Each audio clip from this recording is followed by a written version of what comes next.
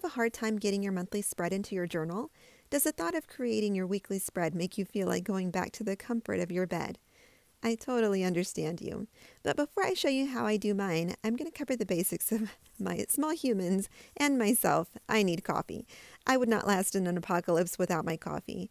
What is your go-to drink in the morning? Are you a coffee person? Do you prefer tea? Or are you one of those who likes to charge your day with a nutritional smoothie? That actually sounds pretty good.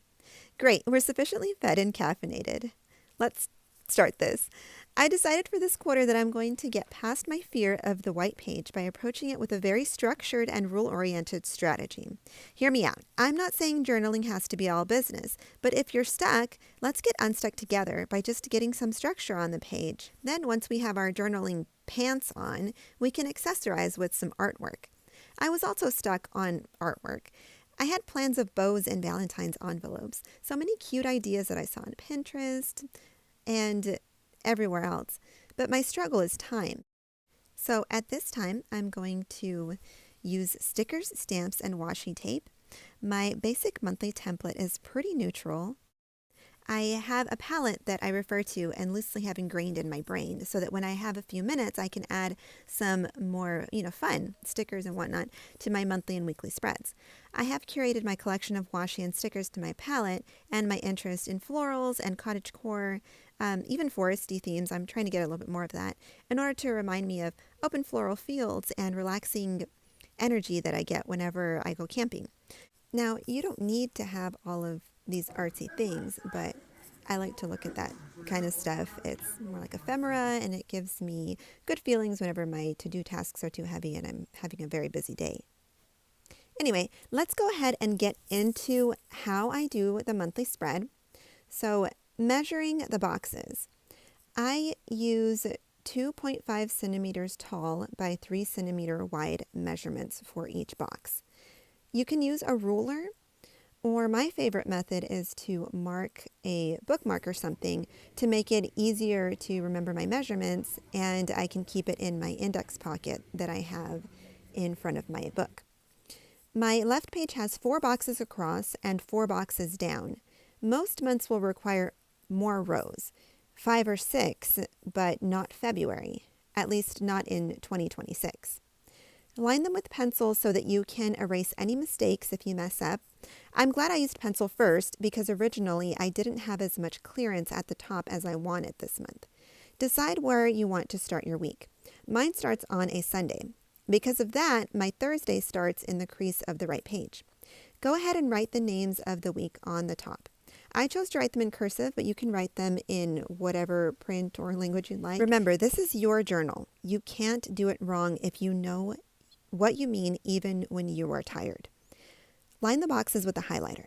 The only thing I don't like about this method is that the pencil is impossible to erase after marking it with a highlighter. So to mitigate this a little bit, I erase a bit of the marks, just enough to still see where I'm going, but not enough to no longer see my plan. I use the loose line and dot technique for lining my borders because it provides structure without being too formal or fussy. If you're following along, you're doing great. This is basically the hardest part. Number your days. I like to stay in the top right-hand corner of each box to keep a cohesive look throughout my planner. Choose a color that goes with your themes. Like I said, my stationery is curated for the most part, so I just go by the colors in the washi tape and themes that I decided on for this month. It's best to keep things simple. If you don't have washi tape, you can just go by the colors of the stickers that you plan on using. I would choose a color that is on the medium to darker side just to make sure that you can see it. For this spread, I chose a medium brown color, keeping things neutral so that the stickers and stamping can stand out more. I also do this so it doesn't distract too much from any important dates I end up putting down in my planner. If I need to highlight something, I don't get lost in the busyness of the design. Choose a different color for the holidays. I chose to use a bright pink and put a heart around the 14th because I wanted Valentine's Day to stand out. Now, I use a very light, faint colored highlighter to do my notes section. The link for the highlighter set that I have is below. I love this set because it's so neutral that it goes with any of the washi tape or stickers that I have in my collection. I use at least one highlighter from the set on a daily basis. And if you know anything about the zebra mild liners, they're basically a standard for people that journal. I don't line this part with pencil first. I'm basically eyeballing the space in between each marking, about as tall as the height. The only part I pencil in first are the margins because that helps it to look more structured. If you're a millimeter off, it's not going to be obvious. However, if you were to pencil in each line, the pencil marks would show and it would take away from the airiness of the aesthetic. And that's it. That is the basic monthly spread. Now you can add stamps, stickers, washi, a cute little doodle, or even just leave it at that. The only thing I would do is write the name of the month and the year, but if you are very minimal, that's it. I chose to stamp the month of February and surround it with stamped hearts in purple and pink. I stamped a peony in the corner and chose a few stickers to make a cute moment. In the notes corner, I chose a beautiful orange rose with a light green background.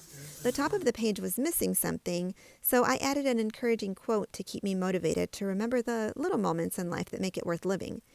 Now that we have our monthly spread, let's keep the momentum flowing by making our first weekly spread of the month. Mine are a bit different as I have decided to keep 2 days per page in my journal. I find it gives me enough structure to feel like I'm not swimming in the page, while also giving me plenty of room to journal some thoughts and even reminisce on the day, or write a long to-do list of things I need to remember to get done. At the bottom of the page, I like to write an encouraging memory of the day, even if it's a few assignments that my kids completed with my help, or things that I'm grateful for. Weekly spread how-to. My weekly spreads are so easy that I can mindlessly do them in between meal times while I'm waiting for the laundry to finish and I have kids climbing on my legs. I only do a step at a time, but I can pick up where I left off pretty quickly. If I have 15 minutes free, I can trace the whole month's worth of weekly spreads. I use this space to add structure to my page and write my meal plan as well as any special events or appointments I have that day which require me to leave the house. I have measured and cut out a cardstock that I can use as a template to trace over. I honestly just used a tag that I had previously made with a tag punch and rounded the edges. This one is 6 centimeters across.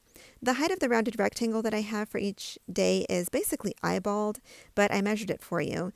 I give a clearance just big enough on the top to have space to write the day of the week. Mine is 4 millimeters.